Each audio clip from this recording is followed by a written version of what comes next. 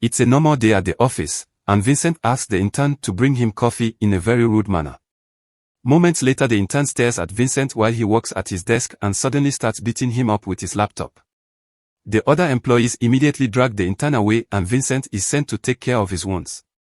Afterward, the boss says stress must have affected the boy and that she won't hire interns anymore. She also explains filing a complaint usually goes nowhere but still offers Vincent to talk to HR. However, Vincent is fine with forgetting about the incident. When he returns to his desk, Vincent can't help feeling that everyone in the office is watching him. In the evening, Vincent goes home and spends some time looking for a potential girlfriend on a dating app. He also takes a picture of his injury and uploads it to social media with a cheap quote to get lots of sympathetic comments. The next day at the office, Vincent is working at his desk when suddenly a coworker grabs his hand and starts stabbing his arm with a pen. Once again, the others must pull them apart and Vincent immediately runs away, causing the attacker to regain clarity. Later, after Vincent was given an arm sling by a doctor, both he and the attacker go to HR to discuss the incident, bringing a video a coworker recorded with their phone. The attacker says he wasn't in his normal state and swears he can't remember anything before he starts crying. The HR manager blames it on stress and too much workload and Vincent doesn't want to file a complaint, so the meeting ends with the attacker and Vincent shaking hands. Afterward, another boss asks Vincent to work remotely since obviously something about him is unnerving people. Before going home, Vincent asks a coworker to check social media to see if there are any bad rumors about him, but they find nothing. In the evening, Vincent has a date with the woman he met on the app at a restaurant. Their chat goes well and they hit it off, but Vincent can't help glancing at the window because a hobo keeps staring at him. Suddenly the man starts walking toward the restaurant, but when he crosses the street he gets hit by a car. Terrified, Vincent decides to leave. On his way home, he can't stop feeling that everyone on the street is watching him, so he ends up taking a cab. The next day, Vincent goes for a ride on his bicycle and when he stops at a red light, he notices a driver in a car staring at him without blinking. Scared, Vincent ignores the red light and rides away as fast as possible, but soon the car comes chasing after him. He ends up accidentally falling off his bicycle, but at least this allows him to hide off the road and the car goes away without seeing him. When he returns home, Vincent searches the internet for news related to mysterious cases of violence and finds many examples of people suddenly dissociating and attacking whoever is around them. There are also many videos filmed by people with their own phones of such incidents happening in sports events and stores. The following day, Vincent goes to see a psychologist. Unfortunately, the man doesn't believe the part about the attackers having blank faces and says Vincent may want any kind of attention, causing the others to react. Vincent goes home and starts organizing the details he knows so far on a board. The attacks start with eye contact, so he needs to know how they stop. He goes to the balcony and says hello to the neighbor, who at first returns the greeting with good manners. However, after some staring, his face goes blank and he throws things at Vincent, who immediately hides. After waiting for a few seconds, Vincent looks out again and notices the neighbor is confused over what happened. He adds to the boards that ending eye contact also ends the attack. Later, Vincent receives a package with his latest purchase, a taser, some handcuffs, and pepper spray. Then he spends a few moments practicing how to react fast with the taser in hand. Feeling safe now, Vincent goes for a walk while keeping his hood up. When he returns home, the neighbor kids see him arrive and suddenly attack him. Vincent tries pushing them away without hurting them, but the kids keep trying and even bite him, so Vincent has no choice but to throw them to the floor. At that moment he's seen by the mother who immediately calls him an abuser, but at least she stops the attack and Vincent can run to hide in the apartment. Soon all the other neighbors are gathering outside the door and they don't believe him when he says the kids attacked first. Scared, Vincent puts some furniture against the door to keep them from breaking in. When the neighbors finally give up and leave, Vincent packs up his most important things and leaves, making sure to keep his hood up. He takes a cab to his childhood home, where he learns that his father Jean-Pierre is living with a new girlfriend. Vincent borrows his dad's car and the keys to the family's country house, but when he asks to spend the night, Jean-Pierre informs him his childhood room is going through renovations. Vincent's options are the couch or the garage, where all his old things are in boxes.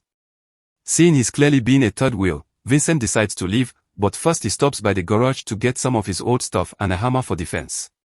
After a few hours of driving, Vincent stops at a store to buy some food.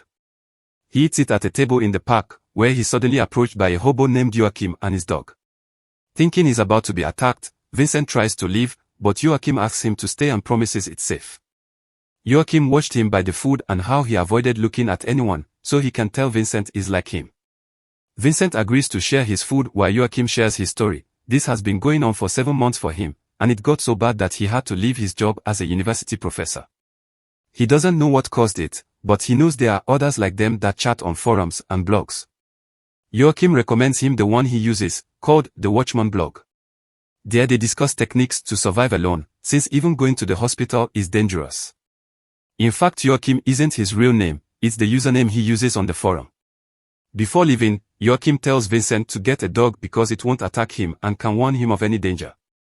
Afterward, Vincent goes to the gas station and fills up his tank while trying to hide from other drivers. Unfortunately, a man parks next to him and sees him to the point he grabs a shovel from his truck, ready to attack. Vincent immediately gets in his car and escapes without paying. After driving the entire night, Vincent finally makes it to the family's country house and locks the front gate with a chain. Then he uses his laptop to find the website Joachim told him about. However, to leave a message he has to create an account. To do so, the website asks him to delete all his social media accounts first. Without hesitation, Vincent deletes all his accounts and makes a new one on the mysterious website, using Dave17 as a nickname. Sometime later, Vincent orders food online, and when the delivery guy comes, Vincent makes him drop the box by the gate and doesn't pick it up until the guy is gone. At that moment, a neighbor sees him and comes to say hello. The woman is pleasant, but her daughter's face is slowly changing and she tries to reach for him, so Vincent rushes back inside. Then Vincent gets on the website again and finds Joachim's profile, so they start talking to each other through the.ms. The next time Vincent goes to the bathroom, he discovers the toilet is clogged. He goes out to check the septic tank that he shares with the neighbor, finding it flooded as well. At that moment, a repairman called by the neighbor arrives and Vincent tries his best to avoid eye contact, but unfortunately the man reacts anyway and jumps on Vincent. The men start fighting, and after lots of struggle, the attacker throws Vincent on the pile of poo to beat him up. Vincent quickly makes the man fall too and they roll on the poo until the guy starts choking Vincent, who manages to find a rock and uses it to hit the man's head until he's dead. Then Vincent quickly washes off the worst of the dung and drives away with the body in the trunk of his car. Once he's far enough, he opens the trunk and discovers the man is still alive. Vincent wonders if he should spare him, but the man attacks again, so Vincent furiously finishes him off with the hammer. After throwing away the body, he returns home and takes a thorough shower. He finds some cuts in his body, so he stitches those too. The following day, Vincent goes to the dog pound to choose a pet.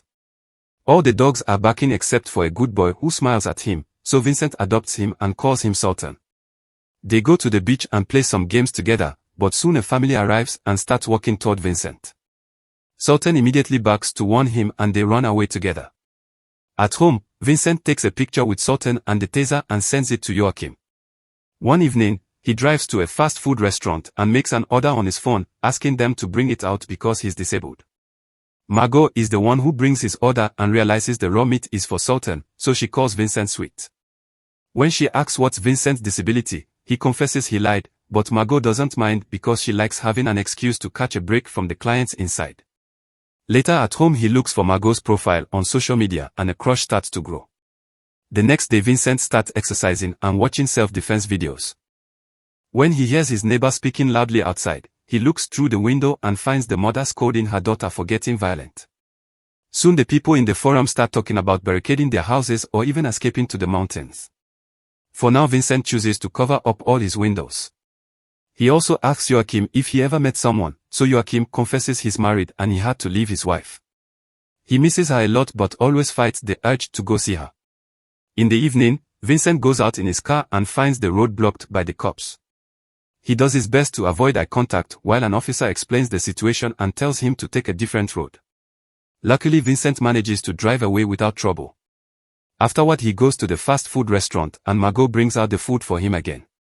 At that moment, two bikers arrive at the restaurant, so a scared Margot gets in Vincent's car and asks him to drive away. To thank Vincent for the favor, Margot tells him to stop by a bar so she can buy him a beer. She brings out 2 pints and while they drink together, the bikers show up and ask Margot for the money she owes them. When they see Vincent, one of the guys goes blank and Sultan starts barking, so Vincent uses the taser to knock him out. Then the other thug tries to punch Vincent, but he hits him first and rushes to get in the car with Margot to escape. Suddenly, Sultan starts growling and Margot jumps on Vincent to attack him. Vincent tries his best to push her away while still driving in a rather clumsy way, and after a few hits he manages to knock Margot out just in time to avoid crashing. Moments later Margot wakes up in a room at Vincent's house and finds the door locked. Outside the room, Vincent asks her to close her eyes, then he guides her out and takes her to his car, where he handcuffs her.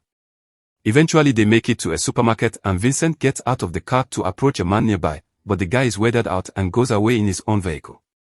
Then Vincent gets inside the supermarket and Margot is surprised to hear Sultan growling. At that moment Vincent runs out while dozens of people are chasing him and throwing things at him. He manages to get in the car before getting caught, but the crowd surrounds the vehicle and even breaks a window. Vincent makes them move by starting the car and the group gets to escape safely. Margot finally understands what happened to her last night and believes his story. Moments later they arrive at Margot's home, which turns out to be a boat. They share some drinks and food, and after chatting for a while, they end up kissing. Things quickly escalate and they decide to do the naughty, which is kinda awkward and uncomfortable because they keep handcuffing one of Margot's hands to various surfaces in case of another attack. By the time they are done, night has fallen and Margot is craving a smoke.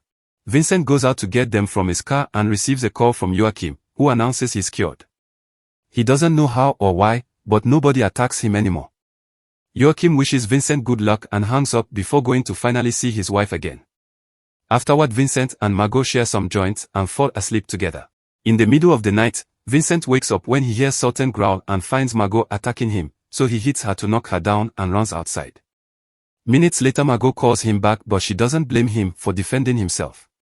While Vincent takes care of the wound he gave her, Margot wonders if they can make their relationship work. Suddenly, Sultan starts barking and they hear a voice, which Margot recognizes as the owner of a neighboring boat. Soon more and more voices can be heard yelling in the distance, so the group decides to leave. They drive back to town and are shocked to find a fire that has taken over a house and its surroundings. When they take a closer look, they are horrified to find a body that Vincent recognizes as his neighbor.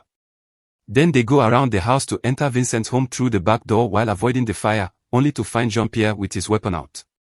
His face has multiple wounds and he explains a bunch of violent people killed his girlfriend. Retelling the story makes him have a breakdown and Vincent manages to make him drop the weapon before hugging him to comfort him. Afterward Jean-Pierre and Margot go to sleep while Vincent checks a message from Joachim. He says things didn't go well with his wife and that destroyed his soul, so he writes to say goodbye before self-deleting. He also drops a map with the coordinates to all the shelters organized by their website. Devastated, Vincent tries to call him but Joachim doesn't pick up, meaning he's already dead. In the morning the group leaves in the car and heads toward a shelter, keeping Margot's and Jean-Pierre's hands tied to the doors. During the trip, they hear the news on the radio talking about a wave of violence taking over the country and the minister advising everyone not to leave their homes. Eventually they find the road blocked by a bunch of cars because everyone is trying to escape at the same time, and Vincent can't drive back because cars appear behind him as well. People's anger grows with the situation and soon everyone is fighting on the road. Jean-Pierre wants revenge for his girlfriend, so he unties his hand and joins the scuffle. Vincent goes after him to save him, and as he runs around, he finds lots of people killing each other in the most brutal ways. When he finally finds his dad, Vincent sees the blank look and gets ready to defend himself, but Jean-Pierre attacks a woman instead and kills her.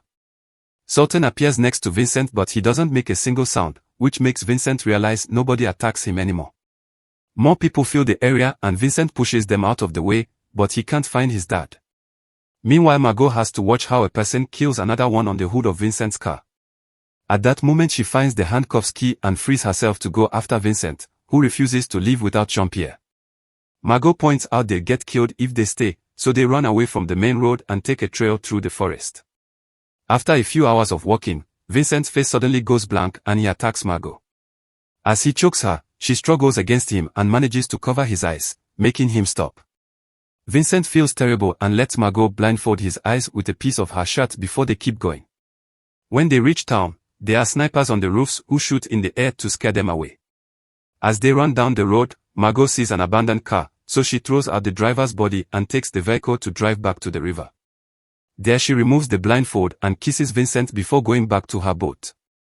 After thinking about it for a few seconds, Vincent and Sultan join her, and the group sails away together. Margot blindfolds Vincent and handcuffs his hand just in case, but she also hugs him as they promise to start a new life together.